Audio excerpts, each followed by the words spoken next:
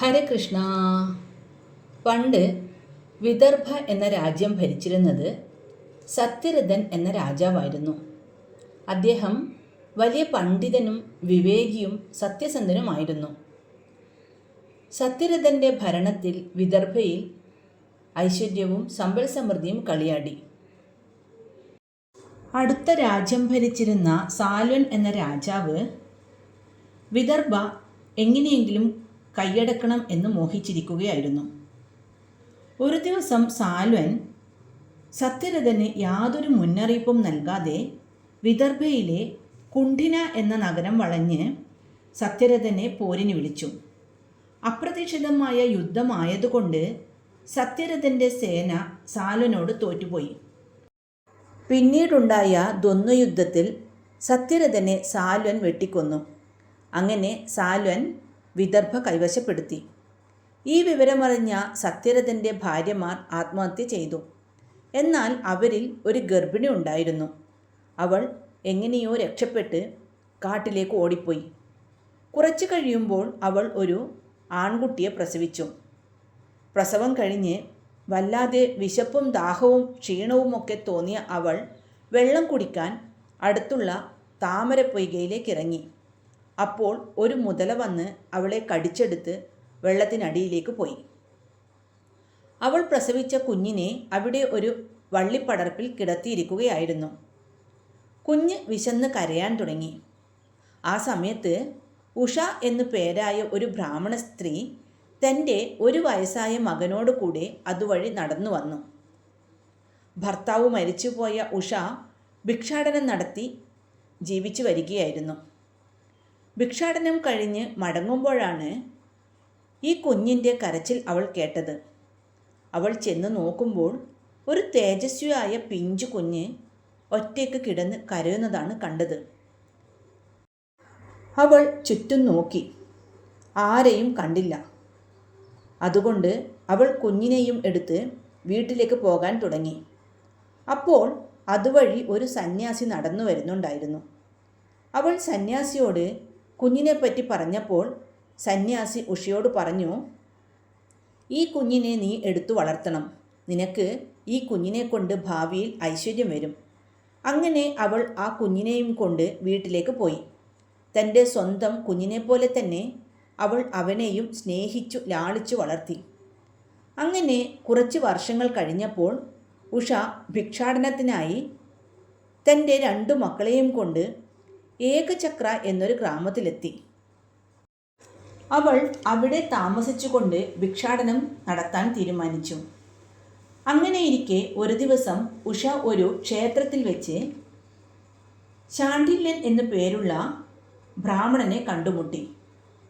ഉഷയുടെ കൂടെയുള്ള രാജാവിൻ്റെ മകനെ കണ്ടപ്പോൾ ആ ബ്രാഹ്മണന് ആ കുട്ടി ആരാണെന്നും എങ്ങനെയാണ് ഉഷയുടെ കയ്യിൽ എത്തിച്ചേർന്നതെന്നും മനസ്സിലായി. ഇത് മനസ്സിലാക്കിയ ഉഷ ആ ബ്രാഹ്മണനോട് കുഞ്ഞിൻ്റെ കഥകൾ അറിയാൻ ആഗ്രഹമുണ്ടെന്ന് പറഞ്ഞു. അപ്പോൾ ബ്രാഹ്മണൻ അവൻ വിദർഭ രാജാവിൻ്റെ മകനാണെന്നും രാജാവ് യുദ്ധത്തിൽ മരിച്ചപ്പോൾ കാട്ടിലേക്ക് ഓടി രക്ഷപ്പെട്ട ഭാര്യ അവിടെ പ്രസവിച്ചുമെന്നും പിന്നീട് വെള്ളം കുടിക്കാൻ പൊയ്കയിലിറങ്ങിയ അവളെ മുതല പിടിച്ചു തിന്നു എന്നൊക്കെയുള്ള കഥകൾ പറഞ്ഞുകൊടുത്തു. അപ്പോൾ ഉഷ ശാണ്ഡില്യനോട് രാജാവിൻ്റെ അല്പായുസിൻ്റെ കാര്യവും കൊട്ടാരത്തിൽ സുഖിച്ചു കഴിയേണ്ടിയിരുന്ന ഈ കുഞ്ഞ് ദാരിദ്ര്യം അനുഭവിക്കേണ്ടി വന്നതിൻ്റെ കാരണവും ഈ കുഞ്ഞിന് രാജാധികാരം കിട്ടുമോ എന്നുമൊക്കെയുള്ള കാര്യങ്ങൾ ചോദിച്ചു. അപ്പോൾ ശാണ്ഡില്യൻ രാജാവിൻ്റെ കഴിഞ്ഞ ജന്മത്തിലെ കഥ പറയാൻ തുടങ്ങി. അതായത് സത്യരഥൻ കഴിഞ്ഞ ജന്മത്തിൽ പാണ്ഡ്യ രാജാവായിരുന്നു. പ്രദോഷവ്രതം മുടങ്ങാതെ നോറ്റിരുന്നു അദ്ദേഹം. ഒരു ദിവസം അദ്ദേഹം ശിവപൂജ ചെയ്തുകൊണ്ടിരുന്നപ്പോൾ ആയിരുന്നു അടുത്ത രാജ്യത്തെ രാജാവ് യുദ്ധത്തിനായി വന്നത്. അങ്ങനെ ശിവപൂജ പകുതിയിൽ വെച്ച് മുടങ്ങുക മാത്രമല്ല, തൻ്റെ സൈന്യങ്ങൾ പിടിച്ചു കെട്ടിക്കൊണ്ടുവന്ന രാജാവിനെ വധിക്കുക കൂടി ചെയ്തു. അതുകൊണ്ടാണ് ഈ ജന്മത്തിൽ രാജാവിന് അകാല മൃത്യു സംഭവിച്ചത്.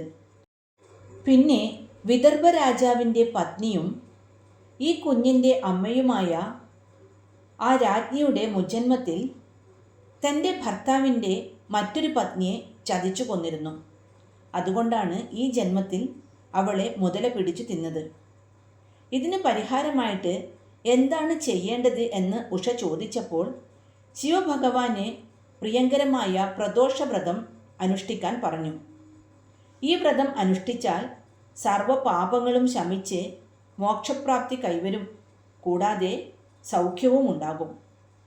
ശ്രീ ശങ്കരനെ പൂജിക്കുന്നത് കൊണ്ട് മാത്രമേ ജനങ്ങളുടെ സങ്കടം ശമിക്കുകയുള്ളൂ. പ്രദോഷ ദിവസം ഉപവസിച്ച് നൊയമ്പ് നോറ്റാൽ അതിന് തുല്യ മാഹാത്മ്യമുള്ള വേറൊരു വ്രതവുമില്ല എന്ന് ശാണ്ഡില്യൻ പറഞ്ഞു കൊടുത്തു. കറുത്ത പക്ഷത്തിൽ ശനിയാഴ്ച ദിവസം വരുന്ന പ്രദോഷമാണ് ഈ വ്രതം ആചരിക്കുന്നതിനുള്ള നല്ല ദിവസം. ഈ ദിവസത്തിൻ്റെ പ്രത്യേകത എന്താണെന്ന് വെച്ചാൽ, പ്രദോഷ സമയത്ത് കൈലാസവാസിയായ ശ്രീ ശങ്കരൻ പാർവതിയോടുകൂടി സന്തോഷ നൃത്തം ചെയ്യുന്നു. ആ അവസരത്തിൽ സരസ്വതി ദേവി വീണ വായിക്കുന്നു, ബ്രഹ്മാവ് താളം പിടിക്കുന്നു, ഇന്ദ്രൻ പുല്ലാങ്കുഴൽ വായിക്കുകയും ചെയ്യുന്നു, ലക്ഷ്മി ദേവി പാട്ടുപാടുന്നു, ശിവഭൂതങ്ങളിൽ പ്രധാനികളായ നന്ദിയും ഭൃങ്ങിയും അവരുടെ കൂടെ നൃത്തം ചെയ്യുന്നു. സകല ദേവന്മാരും യക്ഷകിന്നര ഗന്ധർവാദികളും സന്നിഹിതരായി ഭഗവാനെ സ്തുതിക്കുന്ന സുദിനമാണ് പ്രദോഷം. ആ അസുലഭ നിമിഷത്തിൽ വ്രതം നോറ്റാൽ എല്ലാ ദേവന്മാരും ഒന്നിച്ച് പ്രസാദിക്കും എന്ന മാഹാത്മ്യം കൂടി ഈ വ്രതത്തിനുണ്ട്. അന്നേ ദിവസം സന്ധ്യയ്ക്ക് മുന്നേ കുളിച്ച് ഭസ്മം പൂശി കൂവളത്തില കൊണ്ട് ഭഗവാന് അർച്ചന നടത്തുന്നത് ഉത്തമമാണ്. പകൽ മുഴുവൻ ഉപവസിക്കുക, കഴിയുമെങ്കിൽ ബ്രാഹ്മണർക്ക് ഭക്ഷണം കൊടുക്കുക. ഇങ്ങനെ വ്രതം നോറ്റാൽ നമ്മുടെ സകല പാപങ്ങളും ഇല്ലാതാവുന്നു. ഇത്രയൊക്കെ ഉഷയോട് പറഞ്ഞ ശേഷം മുനി കുട്ടികൾക്ക് 2 പേർക്കും വ്രതത്തിനാവശ്യമായ മന്ത്രങ്ങളൊക്കെ ഉപദേശിച്ചു കൊടുത്തു. ശേഷം അവർ വീട്ടിലേക്ക് തിരിച്ചുപോയി. മുനിയുടെ നിർദ്ദേശപ്രകാരം അവർ ശ്രീ ശങ്കരനെ പൂജിക്കാൻ തുടങ്ങി. ഒരു കറുത്ത പക്ഷവും ശനിയാഴ്ചയും ത്രയോദശിയും ചേർന്നു വരുന്ന ദിവസം നോക്കി കുമാരന്മാർ വ്രതം ആചരിച്ചു. പിന്നീട് 4 മാസം കഴിഞ്ഞപ്പോൾ ഒരു ദിവസം ഈ 2 മക്കളിൽ ബ്രാഹ്മണ ബാലനായ ശുചിവ്രതൻ ബ്രഹ്മമുഹൂർത്തത്തിൽ ഒറ്റയ്ക്ക് നദിയിൽ സ്നാനം ചെയ്യാൻ പോയി. സ്നാനം ചെയ്തു കഴിഞ്ഞ് ജപിച്ചു കൊണ്ടിരിക്കുമ്പോൾ നദിയിൽ കൂടി വലിയൊരു കുട്ടകം ഒഴുകി വരുന്നത് കണ്ടു. അവൻ നദിയിൽ നിന്ന് ഈ കുട്ടകം പിടിച്ച് നദിക്കരയിലേക്ക് വെച്ചു. പക്ഷേ തുറന്നുപോലും നോക്കിയില്ല. ഈശ്വരൻ തൻ്റെ മുന്നിലെത്തിച്ച നിധിയാണ് ഇതെന്ന് കരുതി അവൻ അത് വീട്ടിലേക്ക് കൊണ്ടുപോയി. അമ്മയും മകനും കൂടി അത് തുറന്നു നോക്കിയപ്പോൾ അതിൽ നിറയെ രത്നങ്ങളും സ്വർണവുമായിരുന്നു. ഇത് കണ്ട് അതിശയിച്ചു പോയ ആ അമ്മ ആ നിധി 2 പേരോടും തുല്യമായി വീതിച്ചെടുക്കാൻ പറഞ്ഞു. അപ്പോൾ ശുചിവ്രതൻ പറഞ്ഞു, അമ്മേ, ഇപ്പോൾ ഇത് വീതിക്കണ്ട, ഒരു 6-7 മാസം കഴിഞ്ഞാൽ നമുക്ക് ഇത് വീതിക്കാം എന്നാണ് എൻ്റെ മനസ്സു പറയുന്നത്. ഇങ്ങനെയൊക്കെ പറഞ്ഞ് അവൻ അതെടുത്ത് സൂക്ഷിച്ചു വെച്ചു. വീണ്ടും അവർ ഭിക്ഷാടനം നടത്താൻ തുടങ്ങി.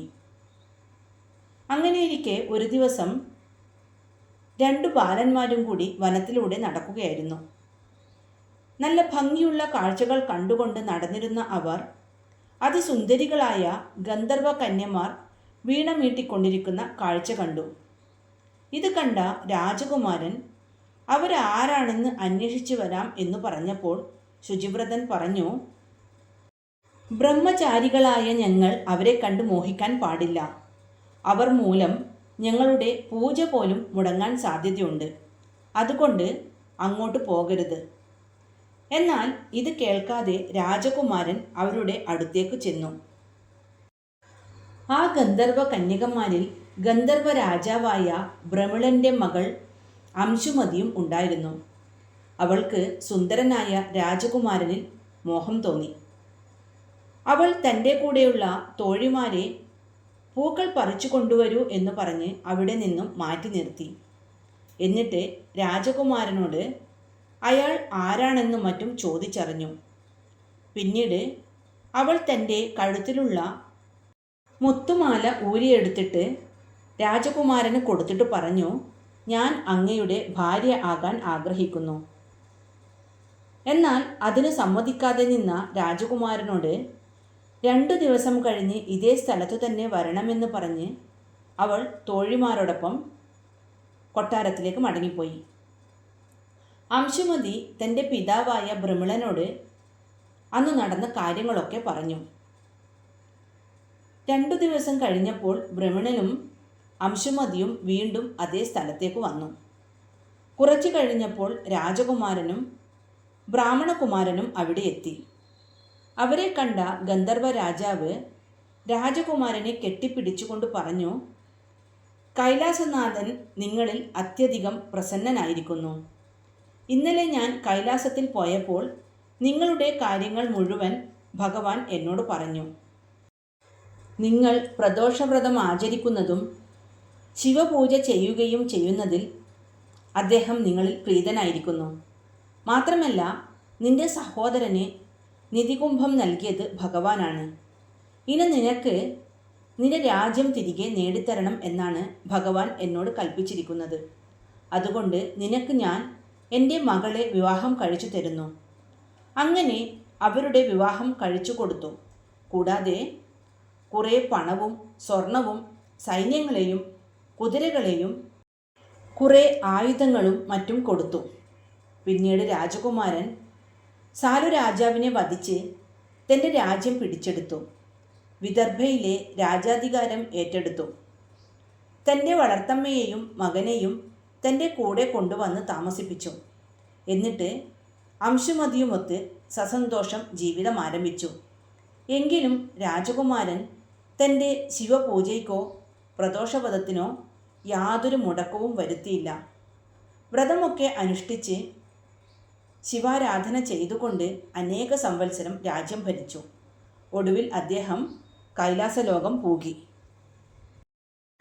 പ്രദോഷവ്രതം പരമേശ്വരാനുഗ്രഹത്തിന് ഏറ്റവും യോജിച്ചതാണ്.